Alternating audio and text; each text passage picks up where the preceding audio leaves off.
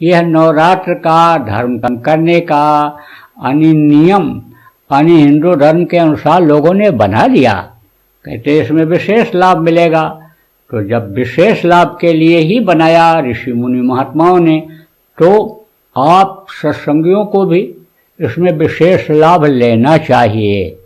बराबर जैसे आप देखो बहुत से मंदिरों में कीर्तन चलता रहता है नवरात्र में, आप ये समझो कि वहाँ लोग अनुष्ठान करते रहते हैं नवरात्र में, समझो कुछ न कुछ हवन यज्ञ होता रहता है। ऐसे आप लोगों को भी जहाँ भी आप रहते हो, जिस घर में रहते हो, जहाँ भी जिस धंधे में लगे हो, आप सब लोगों को भी उसी तरह से ज़्यादा समय निकालना चाहिए।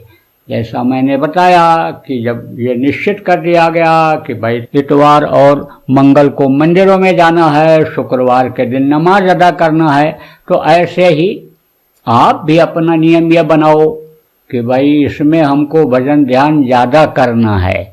तो अब तो आपको कहीं जाना भी नहीं है, आपके पास कोई ऐसा समझ लो कि बंधन भी नहीं है कि हमको मंदिर में जा कर के पूजा करनी है, मस्जिद में ही नमाज अदा करना है, या हमको हाथ पैर धोना नहाना धोना ही जरूरी है, फूल पत्ती ला के ही देवता को, प्रसाद चढ़ा करके ही देवता को खुश करना है। ऐसा कुछ नहीं। जहाँ भी समय मिले आप आंख बंद करो, ध्यान लगाओ। जहाँ भी समय मिले कान बंद करके आप भजन करो। मन न लगे भजन में ध्यान में तो नाम धुनी ही बोलने लग जाओ, प्रार्थना ही बोलने लग जाओ।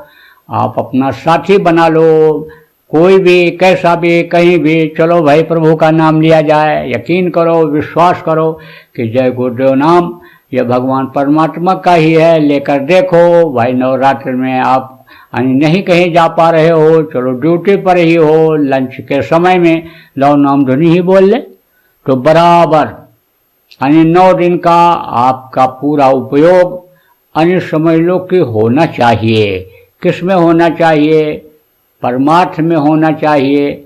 परमार्थ किसको कहते हैं? असला परमार्थ तो आत्मा का उद्धार का ही है। जीवात्मा को परमात्मा तक पहुंचाना, उस समुद्र में पहुंचाना जिसकी ये बूंद है, असला परमार्थ तो वो है। परम का अर्थ समझो। परम क्या है? सबसे ऊंचा स्थान है, परम पुरुष जिसको कहा गया। तो उसका अर्थ समझो कि इस जीवात्मा को वहाँ नवरात्र में ही पहुंचाओ। आप समझो वहाँ का आनंद भी आप ले लो।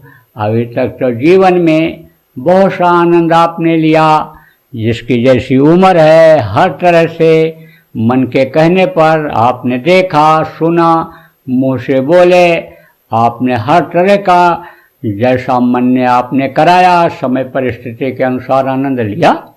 लेकिन जीवात्मा को आपके आनंद नहीं मिला, उसको खुराक नहीं मिला, वो तो बराबर तड़प रही है, रो रही है। उसको भी तो शांत करो, उसको भी तो संतुष्ट करो, उसको भी तो खुराक दो, उसको भी तो आँख से अंदर जीवात्मा की जो आँख है उससे भी तो अपना लोक दिखाओ, वो अपना धाम दिखाओ। तो आप सब लोग प्रेमियों जितने भी लोग हो, आप सुन रहे हो आवाज़ को, आप नवरात्र में ये संकल्प करो, गुरु महाराज से दया मांगो कि भाई हमारे ऊपर आप दया कर दो। आप दया सिंधु हो, दया के सागर हो, आप बहुत से लोगों पर दया करते हो। आपको हम याद करते हैं, आपसे प्रार्थना करते हैं, आप सुनवाई करते हो, हमारी बीमारी दूर करते हो, तकलीफ दूर करते हो, आर्थिक परेशानी दूर करते हो। तो जैसे इस तरह से इधर दया कर रहे हो, भौतिक चीज़ों पर, धन दौलत पर, पुत्र परिवार पर जैसे आप दया कर रहे हो, समझो कि आप उसी तरह से हमारी आत्मा पर भी दया कर दो। आत्मा के ऊपर अगर दया हो गई तो वो दया और वो ताकत आपके शरीर के अंदर जब तक जीवात्मा रहेगी तब तक रहेगा, बना रहेगा। और उसके बाद शरीर छूटने के बाद भी वो ताकत और वो शक्ति समझो कम नहीं होगी।